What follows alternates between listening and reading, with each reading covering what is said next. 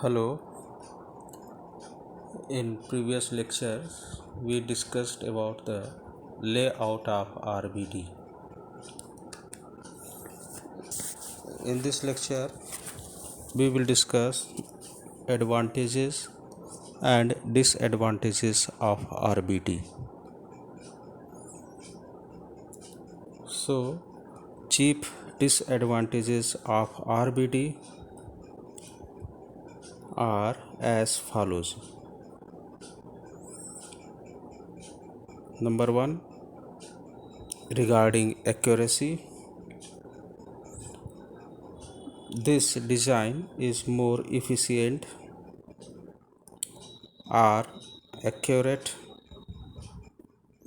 than CRD. Okay, this design is more efficient or accurate than CRD for most of the experimental work.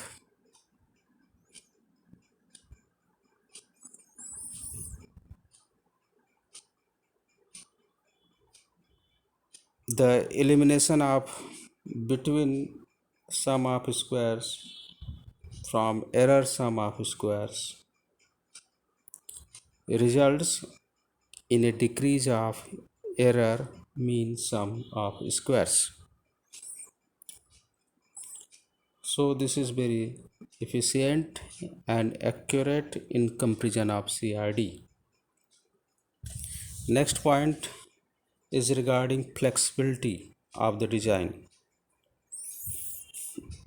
In RBD, no restriction are placed on the number of treatments or the number of replications.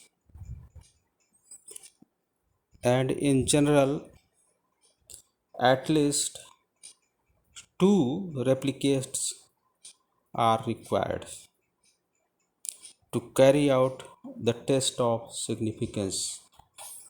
Means number of replication must be at least 2. In addition, some other treatments may be included more than once without any complication in the analysis. This is the main important point, that some other treatments may be included more than once without any type of complication in the analysis. And next point is regarding the simplicity of the design. Third point is that statistical analysis is simple and rapid. Moreover, error of any treatment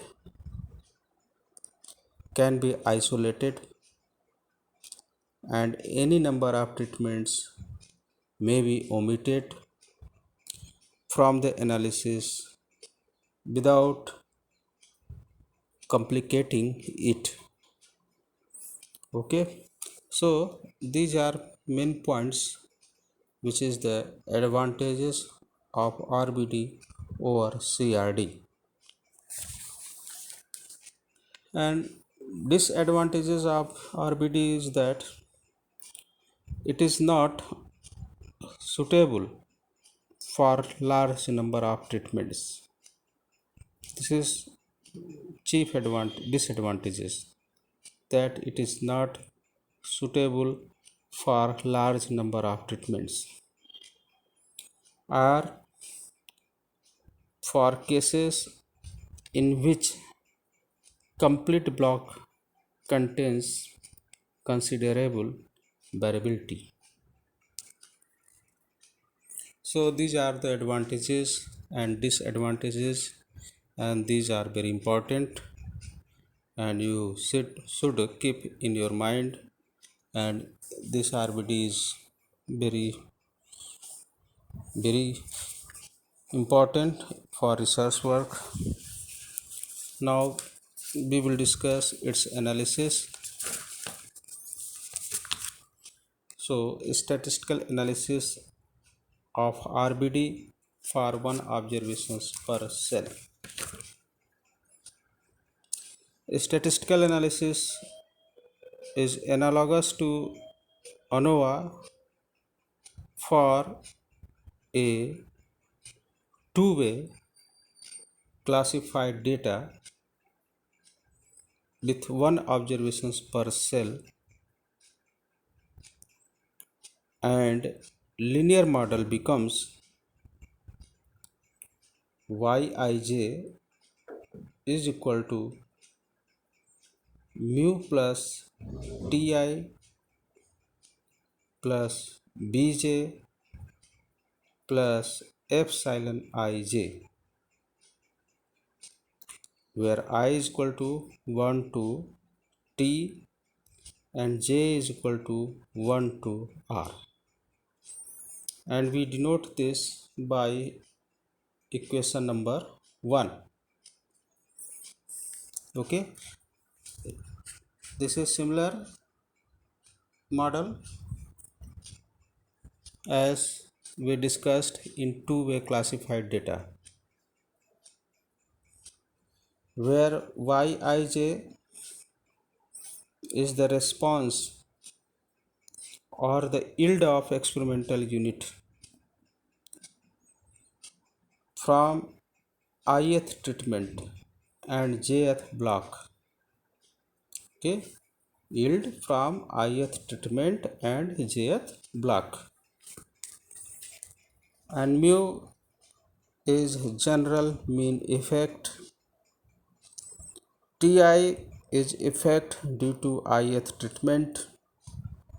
Bj is equal to effect due to jth block, and epsilon ij is effect due to error.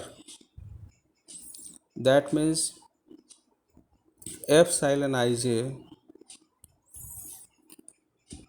follows normal distribution with mean 0 and variance sigma e square, and this epsilon ij are iid, means identically independently distributed. Now we write double summation Yij is equal to y double dot, and this is your equal to g, and this is your equal to grand total of rt, r into t observations, since total number of observation is rt. Similarly, summation j Yij, this is equal to yi dot, and this is your equal to ti dot, and this is your total for ith treatment. Similarly, summation I Yij is equal to y dot j, and this is your equal to t dot j, and this is your equal to bj. This is the total for the jth block. Okay, then we get double summation Yij minus y double dot bar square is equal to double summation in big bracket yi dot bar minus y double dot bar plus y dot j bar minus y double dot bar plus Yij minus yi dot bar minus y dot j bar plus y double dot bar, and bracket close and square. and this is your equal to r into summation I yi dot bar minus y double dot bar square plus t dot summation j y dot j bar minus y double dot bar square plus double summation yij minus yi dot bar minus y dot j bar plus y double dot bar square. And this term has been obtained as we obtained in the analysis of two-way classified data. It is similar, and the product term vanishes since the algebraic sum of deviation taken from their mean is 0. This is the formula, and thus we write TSS is equal to SST plus SSB and plus SSE. Okay,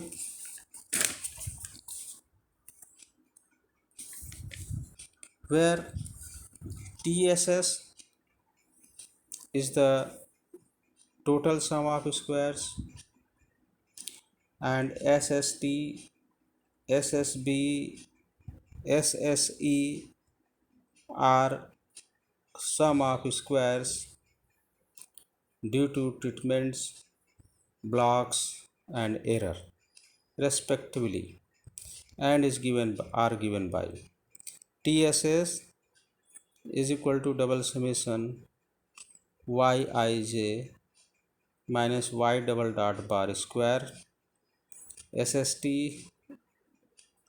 this is your equal to st square, capital ST square, and this is your equal to r dot summation I yi dot bar minus y double dot bar square, and SSB is equal to SB square, that is capital SB square, and this is your equal to t summation j y dot j bar minus y double dot bar square, and similarly SSE, this is equal to capital SE square, and this is your equal to TSS minus SST minus SSB. Means in order to find the sum of square due to error, we subtract sum of square due to treatment and sum of square due to block from total sum of squares. Hence we see that the total sum of square is split into 3 sum of squares. Okay, now you can construct an ANOVA table for RBD. It is same as the ANOVA table for two-way classified data. So here we have 5 columns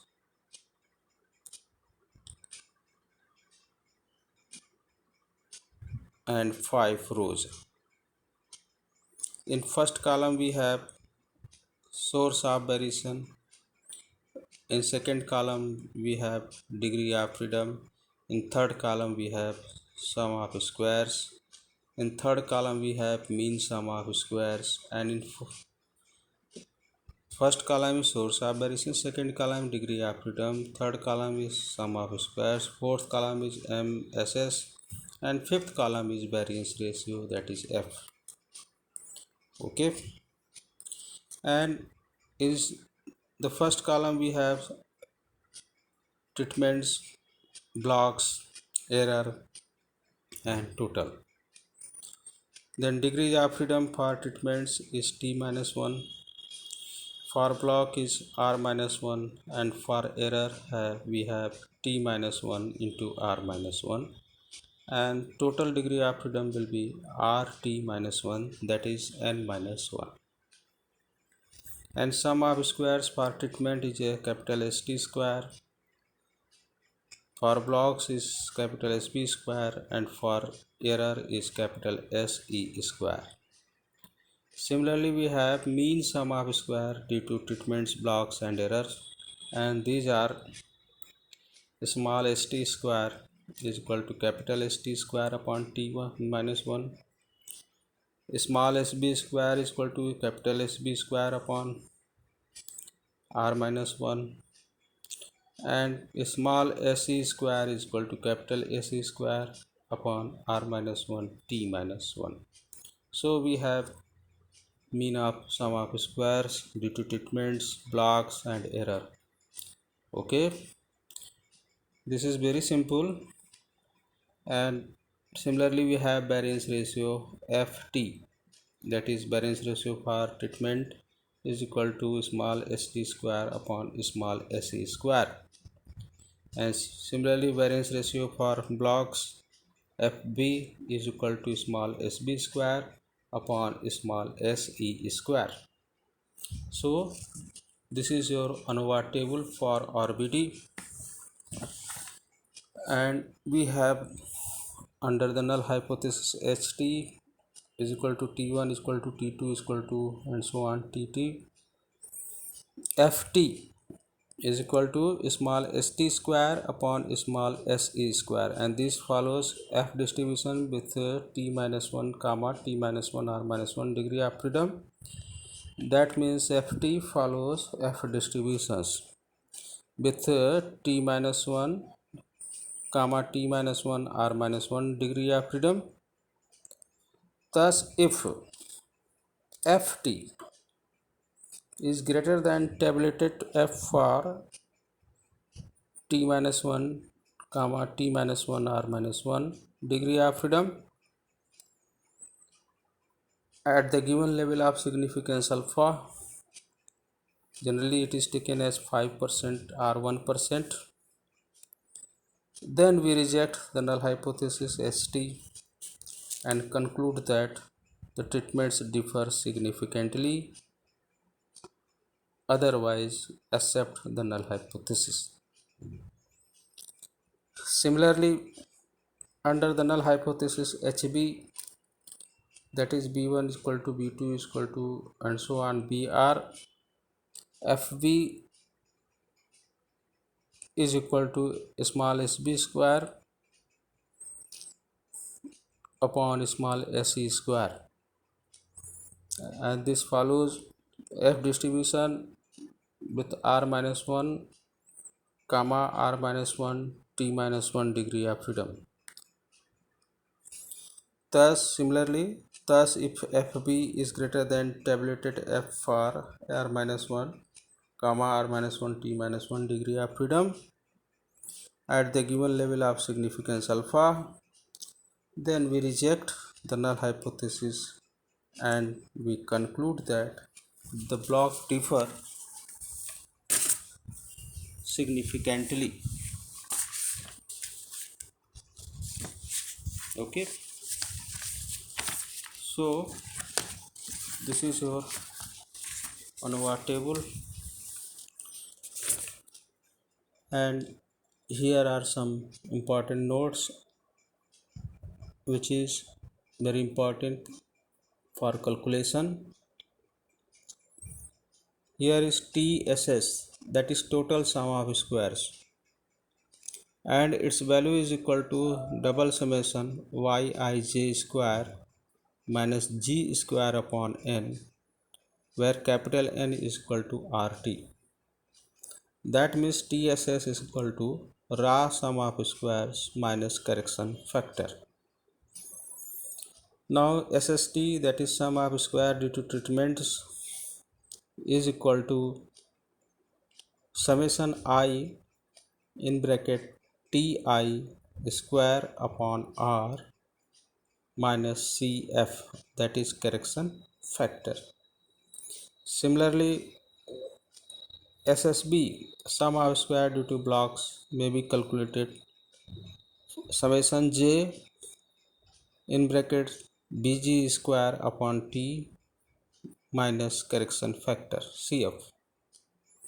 And lastly we will get SSC, sum of square due to error, this is equal to TSS minus SST and minus SSB.